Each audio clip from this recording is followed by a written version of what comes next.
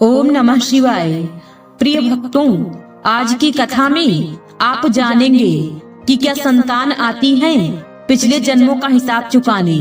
भक्तों, पूर्व जन्म के कर्मों से ही हमें इस जन्म में माता पिता, भाई बहन, पति पत्नी, प्रेमिका, मित्र शत्रु, सगे संबंधी इत्यादि संसार के जितने भी रिश्ते नाते हैं वे सब मिलते हैं, क्योंकि इन सबको हमें या तो कुछ देना होता है या इनसे कुछ लेना होता है।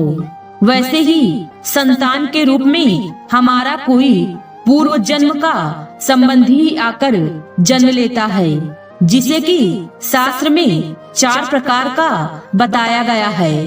पहला, ऋणानुबंध, पूर्व जन्म का कोई ऐसा जीव जिससे आपने ऋण लिया हो या उसका किसी भी प्रकार से धन नष्ट किया हो, वह आपके घर में संतान बनकर जन्म लेगा और आपका धन बीमारी या व्यर्थ के कार्यों में तब तक नष्ट करेगा जब तक कि उसका हिसाब पूरा न हो जाए। दूसरा, शत्रुपुत्र, पूर्व जन्म का कोई दुश्मन आपसे बदला लेने के लिए आपके घर में संतान बनकर आएगा और बड़ा होने पर माता पिता से मारपीट, झगड़ा या उन्हें सारी जिंदगी किसी भी प्रकार से सताता ही रहेगा। हमेशा कड़वा बोलकर उनकी बेइज्जती करेगा, वह उन्हें दुखी रखकर खुश होगा। तीसरा, उदासीन पुत्र, इस प्रकार की संतान ना तो माता पिता की सेवा करती है और ना ही कोई सुख देती है और उनको उनके हाल पर मरने के लिए छोड़ देती है। विवाह होने पर यह माता पिता से अलग हो जाती है। चौथा, सेवक पुत्र, पूर्व जन्म में यदि आपने किसी की खूब सेवा की है तो वह अपनी की हुई सेवा का ऋण उतारने के लिए आपकी सेवा करने के लिए पुत्र बनकर आता है। जो बोया है वही तो काटोगे। अपने माँ बाप की सेवा की है तो ही आपकी औलाद बुढ़ापे में आपकी सेवा करेगी, वरना कोई पानी पिलाने वाला भी पास में न होगा। आप यह न समझे कि यह सब बातें केवल मनुष्य पर ही लागू होती हैं। इन 4 प्रकारों में कोई सा भी जीव आ सकता है। जैसे आपने किसी गाय की निस्वार्थ भाव से सेवा की है तो वह भी पुत्र या पुत्री बनकर आ सकती है। यदि आपने गाय को स्वार्थवश पालकर उसके दूध देना बंद करने के पश्चात उसे घर से निकाल दिया हो तो वह ऋणानुबंध पुत्र या पुत्री बनकर जन्म लेगी। यदि आपने किसी निरपराध जीव को सताया है तो आपके जीवन में शत्रु बनकर आएगा। इसलिए जीवन में कभी किसी का बुरा नहीं करे, क्योंकि प्रकृति का नियम है कि आप जो भी करोगे उसे वह आपको इस जन्म या अगले जन्म में 100 गुना करके देगी। यदि आपने किसी को 1 रुपया दिया है तो समझो आपके खाते में 100 रुपए जमा हो गए हैं। यदि आपने किसी का 1 रुपया छीना है तो समझो आपकी जमा राशि से 100 रुपए निकल गए। जरा सोचो कि आप कौन सा धन साथ लेकर आए थे और कितना साथ लेकर जाओगे।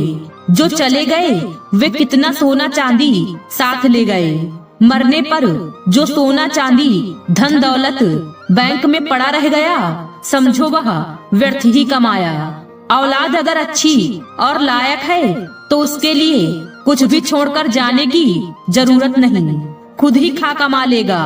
और अगर बिगड़ी और नालायक औलाद है तो उसके लिए जितना मर्जी धन छोड़कर जाओ, वह चंद दिनों में सब बर्बाद करके ही चैन लेगा। मैं, मेरा, तेरा सारा धन यही का यही धरा रह जाना है, कुछ भी साथ नहीं जाना है, साथ सिर्फ नेकियां ही जाएंगी। आइए सुनते हैं पूर्व जन्म से जुड़ा एक अनोखा किस्सा। जब पूर्व जन्म का कर्ज चुकाने के लिए बनना पड़ा बैल, एक व्यापारी को जबरदस्त घाटा लगा। आजीविका और नए व्यापार के लिए ऋण लेना उसके लिए आवश्यक हो गया। वह राजा भोज के पास गया और एक बड़ी रकम ऋण के रूप में मांगी। राजा ने पूछा, तुम यह ऋण चुका कैसे सकोगे? व्यापारी ने चालाकी भरा उत्तर दिया, जितना इस जीवन में चुका सकूंगा चुका दूंगा, जो शेष रहेगा उसे जन्मांतर में चुकाऊंगा। राजा ने 2 क्षण सोचकर व्यापारी को ऋण देने की आज्ञा दे दी। व्यापारी वहां से धन लेकर चला। मार्ग में सायंकाल हो जाने के कारण वह एक तेली के घर रुक गया। पास में धन होने से उसकी रक्षा की चिंता में उसे नींद नहीं आई।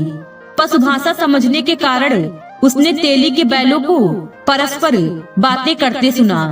एक बैल कह रहा था, भाई, इस तेली से पहले जन्म में मैंने जो ऋण लिया था वह अब लगभग समाप्त हो चुका है। कल घानी में 2-3 चक्कर लगा देने के बाद मैं ऋण मुक्त हो जाऊंगा और इस पशु योनि से छूट जाऊंगा। दूसरा बैल बोला, भाई, मुझ पर तो अभी इसका 1,000 रुपया ऋण है। एक मार्ग मेरे लिए है, यदि यह तेली राजा भोज के बैलों से मेरी दौड़ने की प्रतियोगिता ठहराए और 1,000 की शर्त रखे तो मैं जीत जाऊंगा और इसे 1,000 रुपए मिल जाएंगे।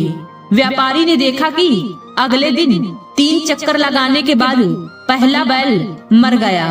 तब उसने रात की सारी बात तेली को बता दी और उसे राजा भोज के पास जाने को कहा।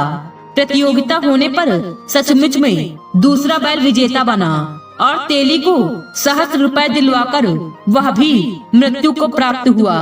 यह देखकर व्यापारी शर्मिंदा हुआ और राजा के पास पहुंचा। उसने तत्क्षण ऋण के रूप में लिया गया धन उसे वापस लौटा दिया। भक्तों, आपको यह कहानी कैसी लगी कमेंट करके जरूर बताएं। आज की वीडियो में बस इतना ही। उम्मीद है वीडियो पसंद आई होगी।